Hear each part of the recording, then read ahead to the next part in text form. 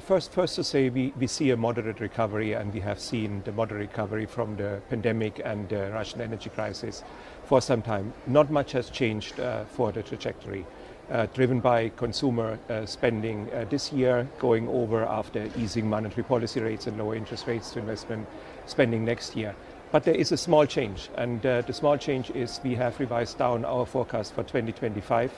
And what it reflects is more uncertainty in the economy, affecting consumption behavior, and we see higher precautionary savings. And we see that also more caution on the investment side, and that's why we had to shave off growth. We've been talking for so long about risks to the upside when it comes to inflation. It feels like there's now a subtle shift to potential risk to the downside, enough so that a number of the Governing Council members of the ECB are looking at the prospect of whether 50 basis points should be at the table at the next meeting. Not that they'll vote for it necessarily, but as one of the potential options. What do you make of that dovish turn? I would say disinflation is on course, and it's a big success for the central banks. And they're very reluctant to take credit for it.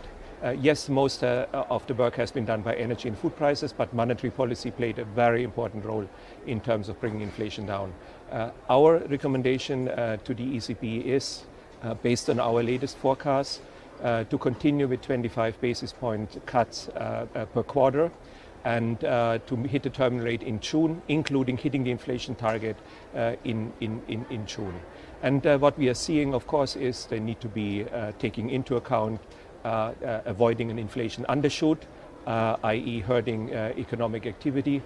But we also need to be still cognizant that service inflation has been persistent and is still persistent. So they need to weigh their option, and as they say, meeting by meeting, they need to look at the inflation forecast. I mean, that's been Christine Lagarde's message and a lot of the Governing Council meeting by meeting. But if you're pricing 25 basis points as a reduction at every meeting as far as the eye can see, why not just get on with it? Why is pace and speed not an issue, and in terms of just delivering 50 basis point reduction?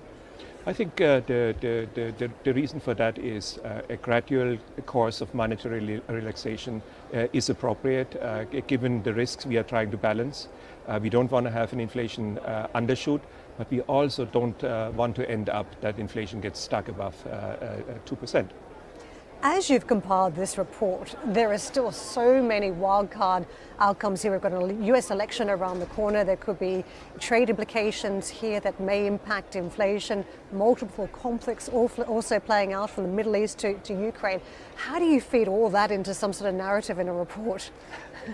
I think first and foremost, when people are seeing our report, we have been talking about the conjuncture for some time, and actually the way we are predicting growth to materialize, it has broadly materialized along that. Second is we are in a shock-prone world, and that is not going to change. So we need to be always agile and be ready to adjust policies if a new shock hits. But the most important point for us is when we're looking at Europe, this is not a conjunctural problem Europe is facing. Europe is making it out of after the two crises from the low performance in 23. But Europe has a medium-term problem. GDP per capita is 30% lower than in the US, and it wasn't like that at the turn of the century.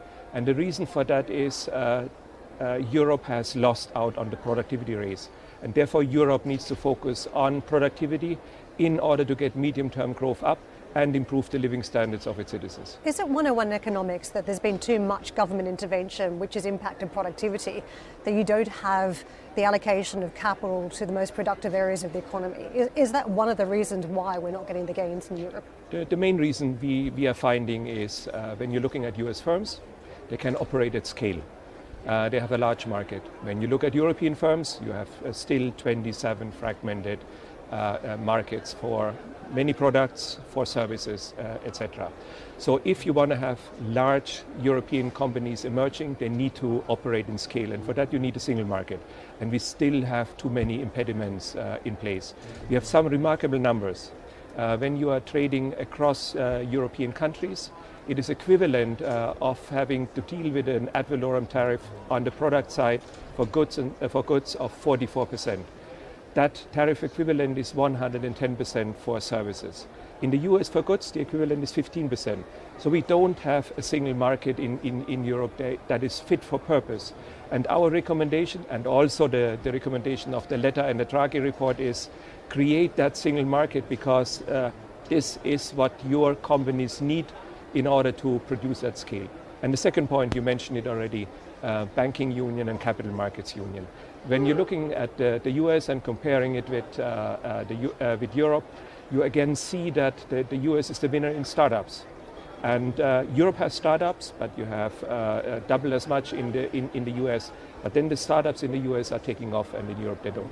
And why? And that is a problem of financing of startups. Startups these days in the technology sector produce intangibles. Intangibles you cannot use for collateral to banks.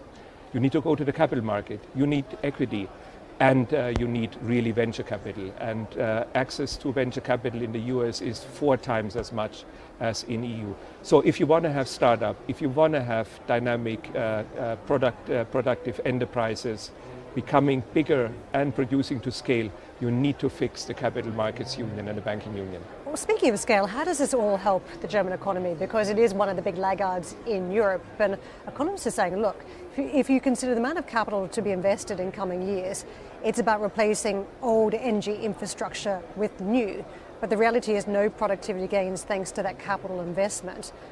How does Germany break out of that cycle and tap into capital that can drive productivity? And what is the answer to it? Is it a government answer, stepping off, getting away from the debt brake, or is it an answer for private markets? Yeah. First and foremost, what we are seeing right now with Germany is a conjunctural issue. They have been hit very hard with the crisis, with the Russian energy crisis. Energy-intensive manufacturing has been particularly affected. That is down 15%. That is weighing on the German performance. Second, when you're looking at the impact of monetary tightening, higher interest rates, that affects the demand for capital goods, for investment goods. And again, Germany is producers of those goods. And then when you're looking at the uncertainty, when you're looking at the lack of demand for goods after the switch to services following the pandemic, Germany is going to be affected as well. So that is a conjunctural story. But Germany has medium-term issues which they need to tackle.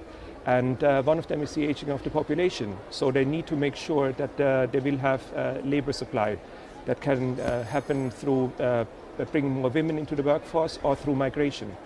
They also will need to eliminate red tape. There is just too much regulation which is stifling activity. And third, they need investment, and they need public investment in order to support the infrastructure. But the most important part, what the Capital Markets Union is going to deliver, it's going to be the enabler for private investment. When Draghi says we have investment needs of 4.5% in the EU, that money needs to not come from like manna from heaven. This needs to be opportunities to invest in. And for that, you need to have this enabling environment. And then to have these investable funds, you need the Capital Market Union to allocate it to the right productive purposes. Let me switch to the UK, because the growth story there is something that the market's been watching very closely. And Goldman Sachs just in recent days were looking at the profile and said, look, they're going to have to move more quickly over the Bank of England to lower interest rates from 5% today to about 3% by September next year.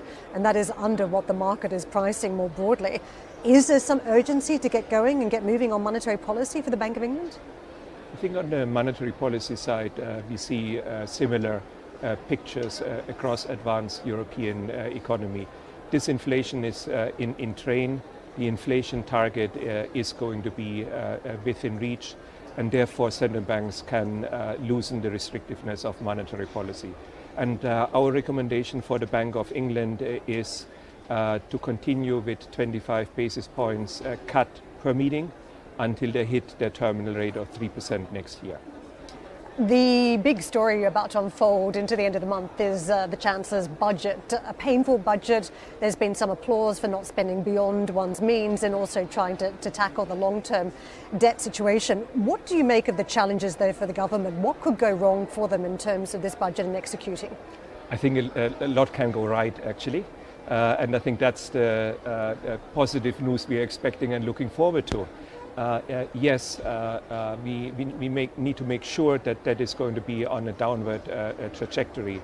Yes, we need to make sure that revenue measures or spending prioritizations are there in order to support the essential services which the UK needs in order to support its population and to support growth. And yes, we need to make sure that there is space in the budget for public investment, which is so much needed, not only in the UK, but across Europe. Do they need to be careful, though, of a trust moment in terms of using money even for long-term investment? One always needs to be careful when one looks at the budget. And clearly, when one important point is public investment needs to prioritize. But also you need to make sure that your overall debt trajectory and debt sustainability is in place.